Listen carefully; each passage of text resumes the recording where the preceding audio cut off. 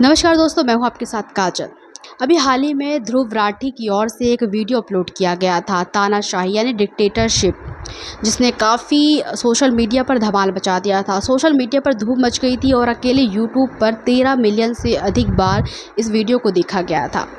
दरअसल viral video में media नियंत्रण, विधायकों की खरीद फरोख्त और विपक्षी नेताओं के खिलाफ प्रवर्तन एजेंसियों के कथित दुरुपयोग के उदाहरणों का हवाला देते हुए नरेंद्र मोदी और भारतीय जनता पार्टी की एक राष्ट्र एक पार्टी विचारधारा के आसपास की चिंताओं की जांच करता हुआ दिखाया गया। बेशक इससे ये भी पता चलता है कि भारत मोदी के नेतृत्व में तानाशाही देश बनता जा रहा है। उस वीडियो में कुल मिला के ये दिखाया उन्होंने। लेकिन प्रधानमंत्री के रूप में अपने 2 कार्यकालों में मोदी जी ने एक मिलनसार और कुछ हद तक अनिर्णायक नेतृत्व शैली का प्रदर्शन किया। वे वास्तव में व्लादिमीर पुतिन, डोनाल्ड ट्रंप या इंदिरा गांधी की सत्तावादी प्रवृत्ति नहीं रखते हैं। वास्तव में अपनी पार्टी के निर्विवाद नेता होने और लगातार 2 बार लोकसभा में जीत हासिल करने के बावजूद कई मौक़ों पर प्रधानमंत्री ने उदासीन रवैया अपनाया है या समझौता कर लिया है। वे कभी भी दबाव डालने वालों में से नहीं रहे। प्रतिरोध के बावजूद हमेशा अपने निर्णयों पर पुनर्विचार करना बंद कर देते हैं। इसे शासन कला कहें या भारत जैसे विविधतापूर्ण जटिल देश पर शासन करने की मजबूरी। खैर, कुछ पॉइंट्स मैं आपको बताऊंगी जो वीडियो में दर्शाया गया है ध्रुव राठी की ओर से कि इन चीज़ों पर प्रधानमंत्री मोदी ने काम नहीं किया। कॉलेजियम प्रणाली में कोई सुधार नहीं कहा उन्होंने। नरेंद्र मोदी ने पहली बार प्रधानमंत्री बनने के तुरंत बाद न्यायपालिका में एक महत्वपूर्ण सुधार किया। राष्ट्रीय न्यायिक नियुक्ति आयोग विधेयक 2014, जिसका उद्देश्य भारत की न्यायिक नियुक्ति प्रक्रिया में सुधार और कॉलेजियम प्रणाली को संशोधित करना है, 11 अगस्त 2014 को लोकसभा में पेश किया गया था और बाद में संसद के दोनों सदनों द्वारा पारित किया गया था। 20 से अधिक राज्य विधानमंडलों द्वारा समर्थित इसका उद्देश्य सर्वोच्च न्यायालय और उच्च न्यायालयों में न्यायाधीशों की नियुक्ति को व्यापक बनाना, न्यायपालिका, कार्यपालिका और प्रतिष्ठित व्यक्तियों की भागीदारी को सक्षम करना और अधिक पारदर्शिता, जवाबदेही और निष्पक्षता सुनिश्चित करना था। सर्वोच्च न्यायालय और उच्च न्यायालयों में न्यायाधीशों की नियुक्ति, हालांकि सर्वोच्च न्यायालय की 5 न्यायाधीशों की पीठ ने राष्ट्रीय न्यायिक नियुक्ति आयोग अधिनियम 99 संवैधानिक संशोधन को असंवैधानिक घोषित कर दिए, ये तर्क देते हुए कि सरकार प्रभाव से न्यायपालिका की स्वतंत्रता को बनाए रखना मूल संरचना है। संविधान का अधिनियम, जिसमें राजनेताओं और नागरिक समाज को न्यायाधीशों की नियुक्ति में भूमिका देने की मांग की गई थी, को न्यायिक स्वतंत्रता को संरक्षित करने के लिए 4.1 के फैसले द्वारा रद्द कर दिया गया था। इस फैसले ने मोदी के न्यायिक सुधार एजेंडे के लिए सड़क के अंत को चिन्हित किया। उन्होंने बिल को दोबारा पेश करने का प्रयास नहीं किया था। कॉलेजियम प्रणाली में बदलाव के लिए दबाव नहीं डाला। एक झटके के कारण एक महत्वपूर्ण सुधार एजेंडा वापस ले लिया गया। केवल 4 न्यायाधीशों के फैसले ने लोगों की इच्छा को खारिज कर दिया, जो संसद और 20 राज्य विधानसभाओं में परिलक्षित हुआ, और मोदी जी ने ऐसा होने दिया।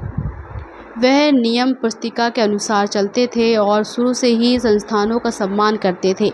कृषि कानूनों की मृत्यु 2020 में मोदी सरकार ने 3 कृषि कानूनों के साथ कृषि क्षेत्र में सुधार करने की कोशिश की, अर्थात किसान उत्पादन, व्यापार और वाणिज्य संवर्धन और सुविधा अधिनियम, किसान सशक्तिकरण, संरक्षण मूल्य आश्वासन समझौता और कृषि सेवा अधिनियम और आवश्यक वस्तु अधिनियम कानूनों को कृषि उपज बाजार समितियों से पूरे और राज्य करों के बिना सीधे किसान बिक्री की सुविधा प्रदान करने, अनुबंध खेती की अनुमति देने, कुछ वस्तुओं के व्यापार को विनियमित करने और व्यापार स्वतंत्रता और किसान स्वायत्तता को बढ़ाने के लिए डिज़ाइन किया गया।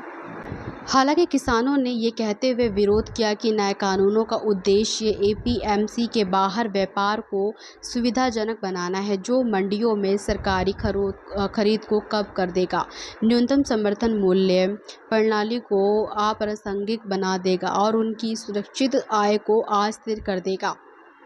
भूमिहीन किसान मुख्य रूप से पंजाब, हरियाणा और पश्चिम उत्तर प्रदेश में नई दिल्ली की ओर जाने वाली मुख्य सड़कों को अवरुद्ध करके विरोध प्रदर्शन किया गया। सरकार ने जल्द ही उन कानूनों के कार्यान्वयन को रोक दिया जो भारतीय कृषि को आधुनिक बना सकते थे। भूमि अधिग्रहण के लिए ज़्यादा जोर नहीं दिया गया।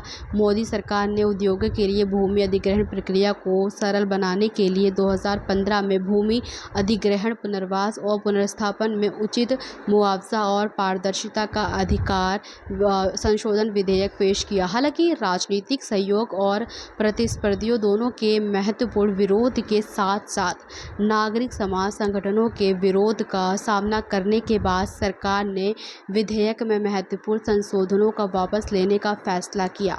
इन संशोधनों में सहमति और सामाजिक प्रभाव मूल्यांकन खंड को हटाना शामिल था, जो इसका हिस्सा थे। 2013 के कानून ने उद्योग के लिए भूमि अधिग्रहण को कठिन बना दिया। लोकसभा में पारित होने से पहले विधेयक में 9 संशोधन किए गए थे। ये मोदी के लिए एक बड़ा झटका था, जिन्होंने तब से इन परिवर्तनों को फिर से लागू करने का प्रयास नहीं किया है। भारत में औद्योगिक भूमि अधिग्रहण एक धीमी प्रक्रिया बनी हुई है, क्योंकि मोदी सरकार ने आम सहमति को प्राथमिकता दी है। वहीं नागरिकता संशोधन अधिनियम की बात करें तो एक कानून बनाया गया, लेकिन लागू नहीं किया गया। सरकार ने पाकिस्तान, अफगानिस्तान और बांग्लादेश के उन व्यक्तियों की सहायता के लिए 1955 के नागरिकता अधिनियम में संशोधन किया और 2019 में नागरिकता संशोधन अधिनियम CAA पारित किया, जो अपने यहाँ धार्मिक उत्पीड़न का सामना करने के बाद भारत चले आए थे। घरेलू देश पहले हिंदू, सिख, बौद्ध, जैन, पारसी और ईसाई जो उचित दस्तावेज के बिना भारत में प्रवेश करते थे, इस दस्तावेज की समाप्ति के बाद भारत में रहते थे, उन्हें अवैध माना जाता था और उन्हें भारतीय नागरिकता प्राप्त करने में कठिनाइयों का सामना करना पड़ता था। CAA का उद्देश्य इस प्रक्रिया को सरल बनाना था। ऐसे व्यक्ति जो 31 दिसंबर 2014 तक या उससे पहले भारत आए, उन्हें अधिक उदार नियमों के तहत नागरिक बनने की अनुमति दी गई। इस संशोधन का मतलब है कि उन्हें अब अवैध माना जाएगा और वे भारत में स्थायी रूप से निवास कर सकते हैं।